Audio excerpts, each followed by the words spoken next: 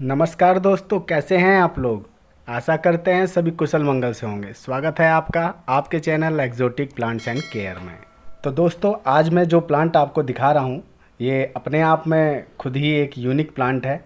आप देख रहे हैं इसकी लीफ कितनी अच्छी दिख रही हैं। ये काफ़ी अच्छा और अच्छी वैरायटी का प्लांट है। सब कुछ बताऊंगा मैं आपको इसके बारे में, और इसके अंदर जो खासियत है वो तो आपने देख ही ली होगी। भला ऐसा भी कुछ हो सकता है कि प्लांट्स के अंदर कोई खासियत हो और गार्डनर्स की नज़र से बच जाए? ऐसा तो हो ही नहीं सकता। गार्डनर हर प्लांट के अंदर सबसे पहले वही विशेषता और एक यूनिक चीज़ ढूंढता है, और इस काम के लिए वह अपनी पैनी नज़र रखता है। तो आप देख रहे हैं ना, मेरे प्लांट्स के अंदर सिर्फ एक ब्रांच के ऊपर वेरिगेशन हुआ है, और सिर्फ एक ब्रांच पे हुआ है। अब इसको फ़ायदे की बात कहें या नुकसान की बात कहें, क्योंकि वेरिगेशन तो एक बीमारी है, ये मैं आपको पहले भी अपनी वीडियो में बता चुका हूँ। खैर जो भी हो, लेकिन देखने में तो अच्छा ही लग रहा है ना, और बाकी हम इसको बचाने के लिए कोई कसर छोड़ेंगे भी नहीं। वैसे इसके साथ जो दूसरी ब्रांच हैं ग्रीन कलर की, वो भी कम सुंदर नहीं दिख रही हैं, वो भी काफ़ी अच्छी और हेल्दी लग रही हैं। और मैं आपको बता देता हूँ, ये जो हमारी सोयल है इसके अंदर, ये सिर्फ सिंडर और गोबर खाद का मिश्रण है। तो मैं आपको बता दूँ, ये प्लांट एक बार रोट हुआ था तो हमने इसको सेव किया था, और सेव करने के बाद आज ही हमारी इस स्थिति में है। और अभी कुछ दिन पहले ही मैंने इसको इस पॉट में शिफ्ट किया था, और अब इसकी रूट्स निकल गई हैं। अब रूट्स कैसे निकली हैं हमें कैसे पता चला? क्योंकि इसके ऊपर जो लीफ हैं वो हेल्दी लीफ आ चुकी हैं, और इतनी बड़ी लीफ होने का मतलब नीचे से भी प्लांट ग्रो कर रहा है। तो हमने अंदाज़ा लगा लिया है कि ये ग्रो हो गया है, और मैं चाहता हूँ कि अगले सीज़न में ये फ्लावरिंग करे, और फ्लावरिंग के साथ साथ ये हमें बीज भी दे। इसीलिए मैं इसको आज फिर से रिपोर्ट कर रहा हूँ, और इसको मैं एक शैलो पॉट में रिपोर्ट करूँगा, क्योंकि मैं इसको बोनसाई बनाना चाहता हूँ। और बोनसाई बनाने के लिए मैंने ये पॉट लिया है। आप देख रहे हैं कि इसके अंदर मेरे काफ़ी ज़्यादा होल बना रखे हैं, और ये ज़्यादा होल बनाने का कारण तो आप जानते ही हैं। हम नहीं चाहते कि हमारे पॉट के अंदर किसी भी तरह का पानी होल्ड हो। तो आप भी किसी टूल से इसको बना दीजिए। नीचे से थोड़ा सा ये टूटा हुआ भी है, तो ये और भी अच्छी बात है कि पानी अच्छे से ड्रेनेज होता रहेगा। आप देख लीजिए, इस तरीके के बड़े बड़े आपको होल बनाने हैं। होल बनाने में कोई कमी मत करिएगा। पॉट के नीचे का पोर्शन जितना जालीदार बने उतना ही अच्छा होता है। मैंने इसके अंदर जो होल बनाए हैं वो सोल्डरिंग आयरन से बनाए थे। आप भी किसी टूल से इस तरह से इसके अंदर होल बना लेंगे तो आपका पॉट एकदम हेल्दी हो जाएगा। वैसे तो सभी प्लांट्स के लिए नीचे पॉट में हम होल करते ही हैं, लेकिन अडीनियम के लिए विशेष ध्यान रखें। ये मैं कोको चिप्स के जो टुकड़े हैं वो सबसे बॉटम में डालूँगा, क्योंकि इस समय गर्मियाँ बहुत हैं, और आने वाले समय में फिर मैं इनको पानी दूंगा नहीं, तो कुछ ना कुछ नमी इसके अंदर बनी रहे, ताकि मेरा प्लांट ये ग्रो होता रहे और ये फरवरी और मार्च में मुझे फ्लावरिंग दे।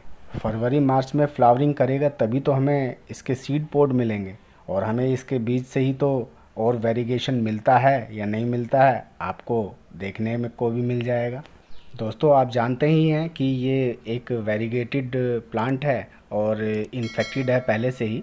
तो इसके लिए मैंने जो सोयल मिक्सचर तैयार किया है वो बहुत ही लाइट तैयार किया है। लाइट का मतलब है कि मैंने इसके अंदर ज़्यादा खाद की मात्रा नहीं मिलाई है। किसी भी इन्फेक्टेड प्लांट को या स्मॉल सीडलिंग को आप फर्टिलाइज़र ना ही दें तो ज़्यादा बेहतर रहता है। लेकिन दोस्तों, यदि आप जो काऊ डंक होती है जो कम से कम 3-4 साल पुरानी हो, अगर इस तरह की आपको काऊ डंक मिले तो आप उसका इस्तेमाल बहुत अच्छे से कर सकते हैं। सिर्फ बीज के अंदर छोड़कर आप किसी भी प्लांट में कितना भी मात्रा में उसको दे सकते हैं। दोस्तों, मैं आपको पहले ही बता के चलता हूँ, हम इस प्लांट को रिपोर्ट नहीं कर रहे हैं, शिफ्ट कर रहे हैं। शिफ्ट करने का मतलब हम इसको एक पोर्ट से दूसरे पोर्ट में शिफ्ट कर रहे हैं, और ये पोर्ट शिफ्ट मैं इसलिए कर रहा हूँ क्योंकि मुझे इसके कोडेक्स का आकार और इसको थोड़ा जल्दी बड़ा करना है। यदि मुझे इसे रिपोर्ट करना होता तो मैं इसकी रूट को प्रून करता, वॉश करता, और फिर उसी पोर्ट में इसको रिपोर्ट कर देता। चलिए, बातों ही बातों में एक बात आपको और नहीं पता चल गई कि शिफ्ट और रिपोर्ट में अंतर होता है। दोस्तों, ये जो हम प्रोसेस कर रहे हैं ये लगभग सेम ही होता है, लेकिन इसके अंदर क्या है कि हमने खाद की मात्रा एकदम ज़ीरो रखी है। ज़ीरो का मतलब आप समझ लीजिए कि इसके अंदर कुछ भी खाद नहीं है, क्योंकि आप सभी लोग जानते हैं कि 1 महीने बाद हमारे जितने भी अडेनियम हैं सब डोरमेंसी पीरियड में जाने लगेंगे। और जब वो डोरमेंसी पीरियड में जाते हैं और उनको नई फर्टिलाइज़र दी हुई होती है तो वो उसको रोट ही करती है। तो इसलिए इस समय यदि आप अपने प्लांट को कोई भी फर्टिलाइज़र देने की सोच रहे हैं तो बिल्कुल ना दें। प्लांट जब ग्रोइंग पीरियड में होता है उसी समय उसको फर्टिलाइज़र देना चाहिए। अब वो सुप्त होने की कगार पे आने वाला है तो उस समय आप उसको फर्टिलाइज़र देंगे और जब वो सुप्त होगा तो वो फर्टिलाइज़र उसको सड़ाने का ही काम करेगी। और मैं जिस प्लांट में कोको चिप्स का इस्तेमाल करता हूँ उसको मैं सर्दियों में पानी बिल्कुल भी नहीं देता हूँ। और यदि मुझे लगता है कि इसको पानी की ज़रूरत है, यानी कि कभी कभी कोई प्लांट सर्दियों में भी अपनी लीफ देना शुरू कर देता है, यानी कि उसका मतलब इस चीज़ से है कि यदि टेम्परेचर थोड़ा बढ़ जाता है विंटर्स में तो उसकी लीफ निकलना शुरू हो जाती हैं। और जब लीफ निकलती हैं तो उसको थोड़े बहुत पानी की ज़रूरत तो पड़ती ही है ना। तो महीने में एक बार उसको पानी देना सफिशिएंट रहता है। अब दोस्तों, अब हम इसको इस पॉट से निकालेंगे और आपको मैं बता देता हूँ कि अभी हमने इसको कुछ समय पहले ही इस पॉट में लगाया था, तो अभी इसकी रूट्स भी ज़्यादा बड़ी नहीं हुई होंगी और ये अभी आराम से इसमें से निकल भी जाएगा। तो अब मुझे इसको उठाने में ज़्यादा दिक्कत भी नहीं होगी, किसी चीज़ से ठोकने की भी ज़रूरत नहीं पड़ेगी। मुझे लगा था कि शायद ज़्यादा बड़ी हो गई है, लेकिन ये तो हिल रहा है, ये तो ऐसे ही उठ जाएगा। तो अब आप देख रहे हैं कि मैंने इसको यहाँ से निकाल लिया है और इसके अंदर बहुत छोटी छोटी सी बारीक रूट इसके अंदर हैं। अभी ये ज़्यादा बड़ी रूट्स नहीं हुई हैं, तो अभी हम इसके साथ ज़्यादा छेड़खानी करेंगे नहीं। अभी हमें सिर्फ इसकी रूट्स को एज इट इज़ हम इसको दूसरे पोट में रख देंगे तो ये नीचे की साइड ग्रो होना शुरू हो जाएंगी फिर से बिना डिस्टर्बेंस के। आप देख रहे हैं, आपको विजिबल हो रहा होगा, बहुत बारीक रूट हैं अभी। और ये छोटी छोटी जो रूट हैं यही आगे चल के कोडेक्स बन जाती हैं। तो आपको मैं दिखा रहा हूँ कि जो फ्यूचर में अडेनियम के कोडेक्स बनेंगे वो कैसे लगते हैं जब वो छोटे होते हैं। और हमने जो कोको चिप्स का सोयल मिश्रण तैयार किया है वो कोको चिप्स भी इसकी रूट को ज़्यादा प्रेशर देंगी नहीं। अब आप देख रहे हैं मैंने कोको चिप्स के ऊपर ही इसको रखा है, तो इससे उसकी जो रूट्स हैं वो किसी भी तरह से रुकेंगी नहीं। यदि मैं ऊपर की साइड सिंडर रख देता अपनी, तो सिंडर थोड़ी हार्ड होती है तो उसकी रूट्स जो है डैमेज हो सकती थी। और ये कोको चिप्स के ऊपर बहुत इजीली ग्रो कर जाएंगी, जिस तरीके से इसमें कर रही थी वो आगे प्रोसीड कर देंगी। अब दोस्तों, हमारे जो उस पॉट में सोयल मिश्रण था उसी सोयल मिश्रण को हम इसके चारों तरफ डाल देंगे और उसके बाद हम इसको अच्छे से स्टैंड कर देंगे ताकि ये इधर उधर गिरे नहीं और झुके नहीं। क्योंकि आप जानते ही हैं कि अभी इसकी रूट्स है नहीं, तो रूट्स नहीं है तो ये इसको सपोर्ट तो देना ही पड़ेगा। तो अभी मैं इसके ऊपर जो सोयल है वो ऊपर तक फिल करूँगा। आप देख रहे हैं कि मैं इसके अंदर जो सोयल है, जो इसका कोडेक्स है, कोडेक्स से मिला कर मैं डाल रहा हूँ। आप भी अपने किसी अडेनियम को जब रिपोर्ट करें तो उसको सपोर्ट ज़रूर दे दें, क्योंकि अगर आप उसको प्रून करते हैं उसकी रूट नहीं होती हैं तो आप उसको सपोर्ट नहीं देंगे तो वो इधर उधर गिर जाएगा। आप देख रहे हैं कि मैं चारों तरफ इसको इसी सोयल से दबा दूंगा। और आपको मालूम ही है जब हम वाटरिंग करते हैं तो धीरे धीरे हमारी जो सोयल है वो नीचे की साइड चली जाती है, तो हमें अपना जो कोडेक्स है उसे भी दबाने की ज़रूरत नहीं पड़ती, हमारा दबता ही नहीं है। और अडेनियम का कोडेक्स कभी भी सोयल के अंदर नहीं होना चाहिए, उसकी सिर्फ कुछ रूटें ही आपकी सोयल के अंदर होनी चाहिए। इससे आपके अडेनियम को हर वो न्यूट्रिशन तो उसको मिलता रहेगा जो आप उसको दे रहे हैं, लेकिन उसके अंदर रोट होने की जो संभावना है वो ख़त्म सी ही हो जाती है। दोस्तों, वैसे अडेनियम प्लांट है तो रिस्की ही, लेकिन उससे बड़ा एडवेंचर वाला प्लांट कोई और है भी नहीं। इसके अंदर हमेशा नई नई कुछ ना कुछ बातें आपको सीखने को मिलती ही रहती हैं। मैं हमेशा अपने हॉलवे में इस तरह से प्लांट के साथ कुछ ना कुछ पहले भी करता ही रहता था, लेकिन पहले मैं वीडियो बनाता नहीं था। लेकिन जब से मुझे कुछ दोस्तों ने सलाह दी कि तुम अपने प्लांट की वीडियो भी शेयर किया करो, हम भी देख लिया करेंगे, कब तक हम तुम्हारे पास आके देखेंगे, तो हमने तब से यूट्यूब पर ये वीडियो डालना शुरू कर दिया है। और यूट्यूब के ज़रिए ही आप जैसे नए नए लोग मुझे मिले हैं, जिनके साथ मुझे अपना एक्सपीरियंस शेयर करके बहुत खुशी मिलती है।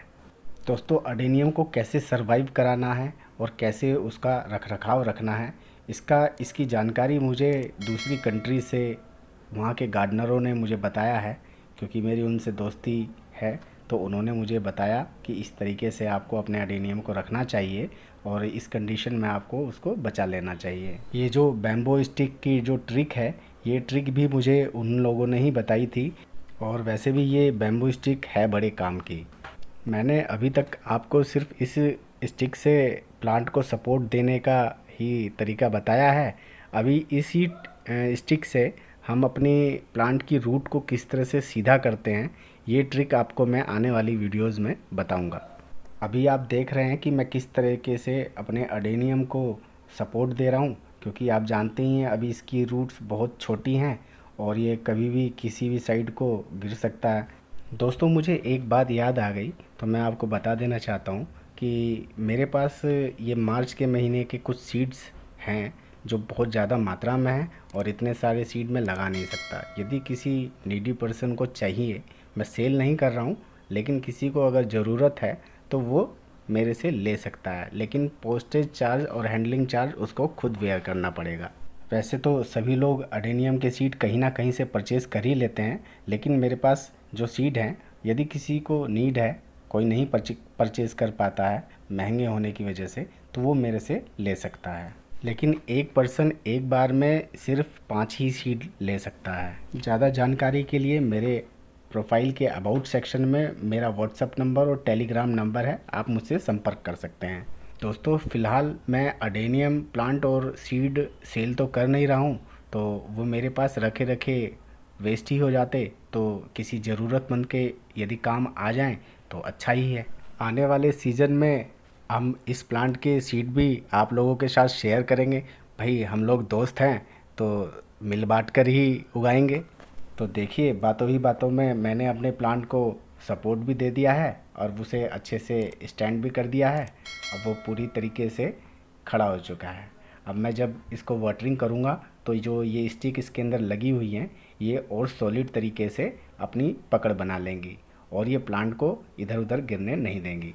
आपने वीडियो के स्टार्टिंग में भी देखा था, मैंने इस प्लांट को इसी तरह की स्टिक से सपोर्ट करके स्टैंड किया हुआ था। ये पहले रोट हो गया था, तो इसकी रूट्स तो थी नहीं, तो इसीलिए इसको सपोर्ट दिया हुआ था। दोस्तों, आप सोच रहे होंगे कि मेरे बहुत सारे प्लांट रोट कैसे हो गए। दोस्तों, मेरा कोई भी प्लांट कभी रोट होता नहीं है, लेकिन इस बार जनवरी से लेकर जून तक मैं अपने प्लेस पर था नहीं, तो इस वजह से उनकी केयर करने के लिए कोई था नहीं, वरना कभी भी मेरा कोई प्लांट रोट नहीं होता। तो चलिए, हमारा वेरीगेटेड प्लांट भी अपने नए घर में शिफ्ट हो गया है। मिलते हैं आपसे अगली वीडियो में। यदि आप हमारे चैनल पर पहली बार आए हैं तो हमारे चैनल को सब्सक्राइब कर लीजिए, बेल आइकन प्रेस कर लीजिए। यदि वीडियो आपको पसंद आई है तो लाइक का बटन दबाना ना भूलें। आपका बहुत बहुत धन्यवाद।